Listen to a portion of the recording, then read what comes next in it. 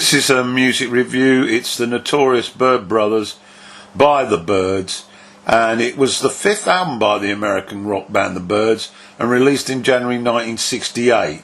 It represented the pinnacle, I feel, of the Byrds' late 60s musical experimentation, with the band blending together psychedelia, folk rock, country, electronic music, baroque, pop, and with a hint of jazz. And the producer, Gary Usher, was responsible for a number of new techniques to the musical world, including phasing, flanging, and spatial panning. I'll try and get some in-depth explanation as to what all that means, having got this off Wikipedia. But certainly we hear the sound of the pedal steel guitar, and the Moog synthesizer arrived into the music scene. And this was one of the first LP releases in which the Moog appeared. Now, the album was fraught with personnel difficulties. In fact, as the band were recording this album, there were two casualties. Rhythm guitarist David Crosby was fired midway through the sessions, and he was quickly followed by Michael Clark, the drummer, who left the band, not impressed with the decisions made by Hillman and McGuinn. An original member, Gene Clark, rejoined for a few weeks, and there were other additions to get the work completed. We saw the arrival of Clarence White, who later became a full-time member of the Byrds a year or so later. So it's amazing that this album should be viewed in such high regard, considering the disruption. Crosby does play on a number of tracks, as does Clark. And the reason why he was fired, Crosby that was a suggestion that he was spending too much time with his future interest, Stephen Stills, in the Buffalo Springfield, but I'm not too sure about that. But also Crosby wasn't happy with the way the band were moving, the direction that they were moving, and that was a source of friction. And he was particularly unhappy with the choice of the Goffin Carole King composition Going Back being included in the track list for this album. So that's a little bit of a feeling with regard to this background of this album. So the first track then on Notorious Byrd Brothers is Artificial Energy. It's a combination of jangly pop with quaint harmonies, and there's some lovely soul stacks like horns in the background, made for a real melting pot of influences, which is significant on this album. Very, very much influenced by the Beatles. It's delicate, light, and ethereal. The lyrics, well, I guess it's about the use of speed, otherwise known as amphetamine, and how the initial high can turn rather dark, as we hear in the lyric that the young man ends up in a police station accused of murdering a gay man under the influence of the drug. The words reflect, as I say, the highs and the lows, and it's a warning, really, to be very careful. But of course it was symptomatic of its time.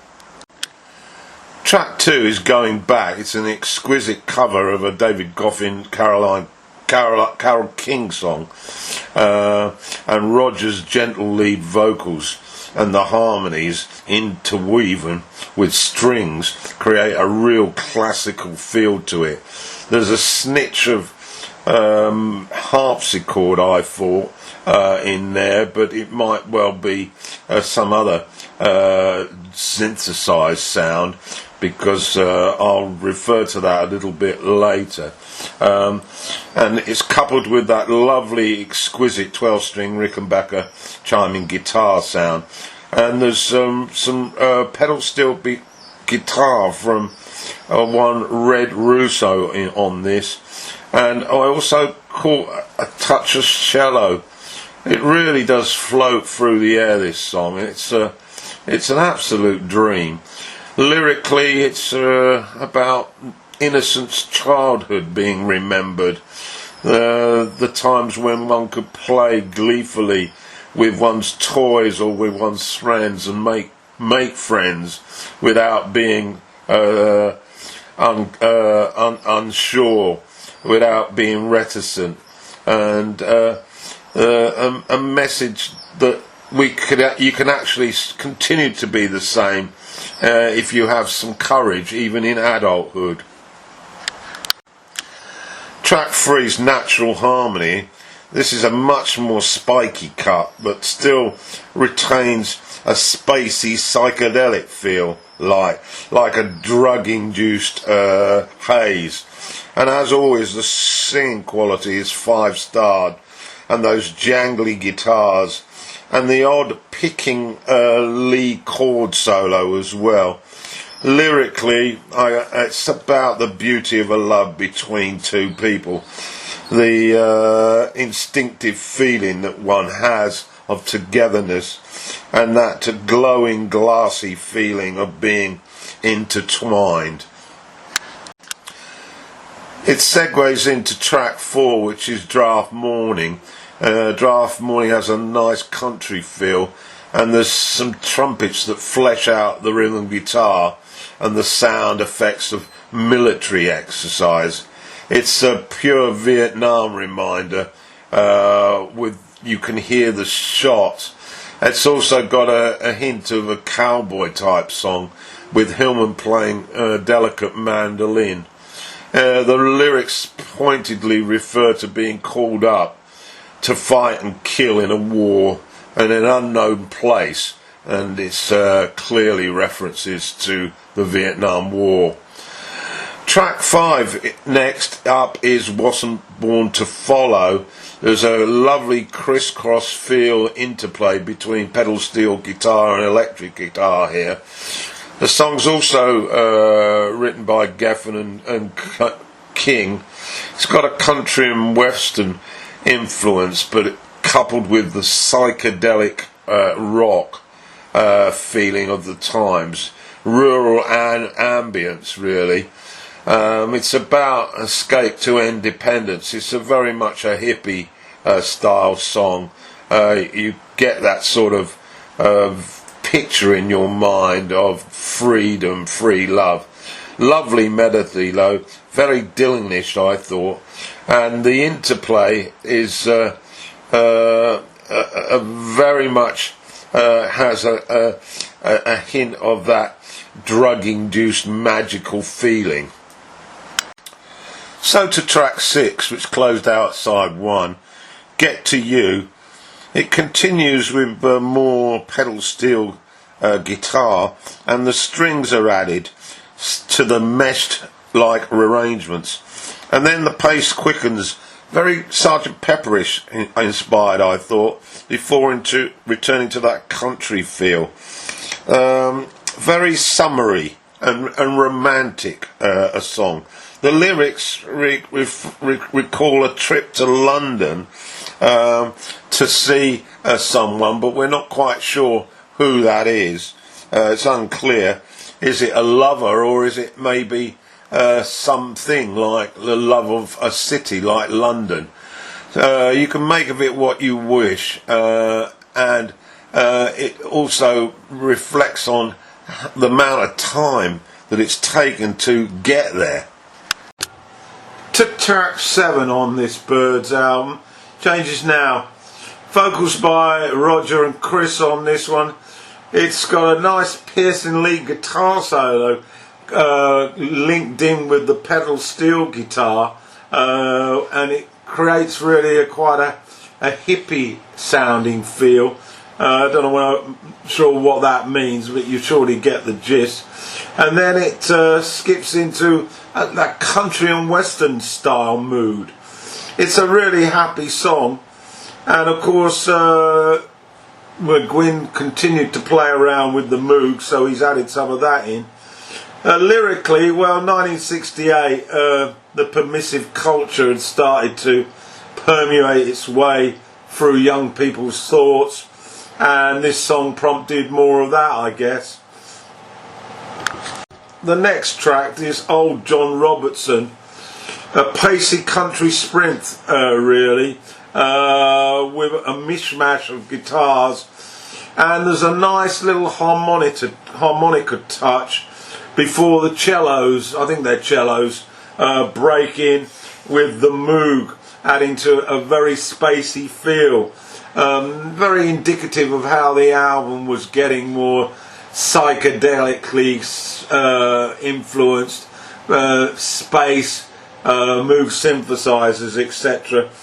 Lyrically, it was apparently inspired by a film director who lived in San Diego, near where Chris Hillman was, and he wore this Stetson hat and had a peculiar moustache and was quite ridiculed by the children in the town. Not a very popular figure. Tribal Gathering comes in next, and this is another Crosby song. He takes front stage, and you can hear the Crosby, Stills and Nash harmony vocals in here.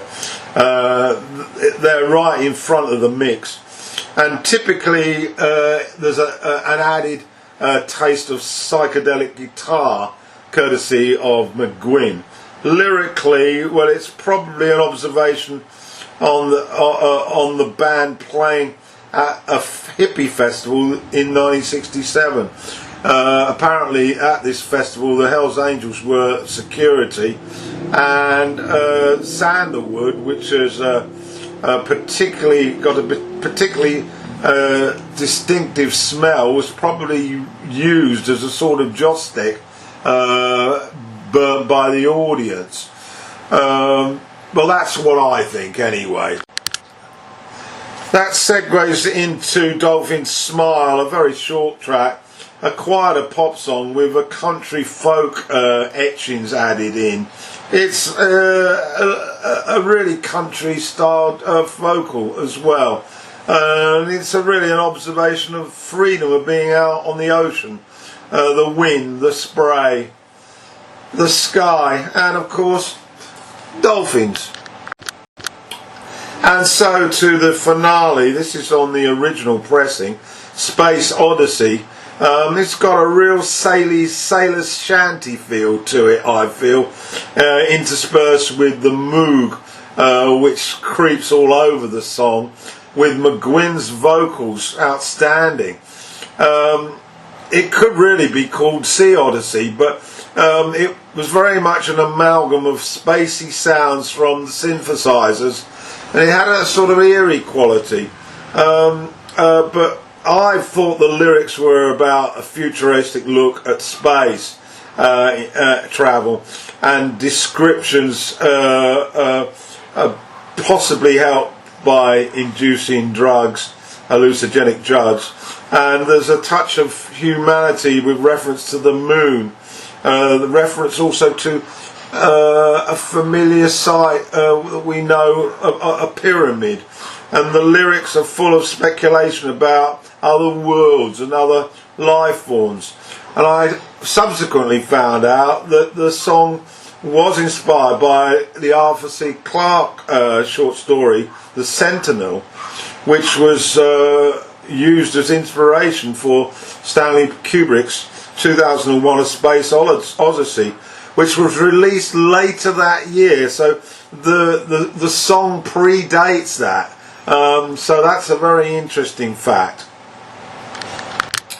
So let's sum this one up. It's certainly an impressive piece of work, this album, Younger Than Yesterday. Sorry, the Notorious Byrd brothers. The Byrds made a number of albums, 4 or 5 in a matter of a couple of years, so sometimes I get them mixed up. Very impressive, although there was the obvious problems of discord within the band, they still managed to come up with some strong material here. It was almost Crosby's last sort of stand, so to speak, before he disappeared into CSNN, and McGuinn sort of taking the lead role more, ably supported by Hillman. So there's a country feel retained, mixed with the melting pot of psychedelica and the intrusion of the new instrument, the Moog synthesizer. I do enjoy it. One thing I find frustrating though is that the tracks are too short. Try and get into them and the next minute they're over. This is an album that probably should have been another 7 or 8 minutes longer, but I guess that was the constraints at the time. Very rare for an album to be more than 40 minutes. So that's my take on this glorious Byrds album, the Notorious Byrd Brothers, and it was released in 1968.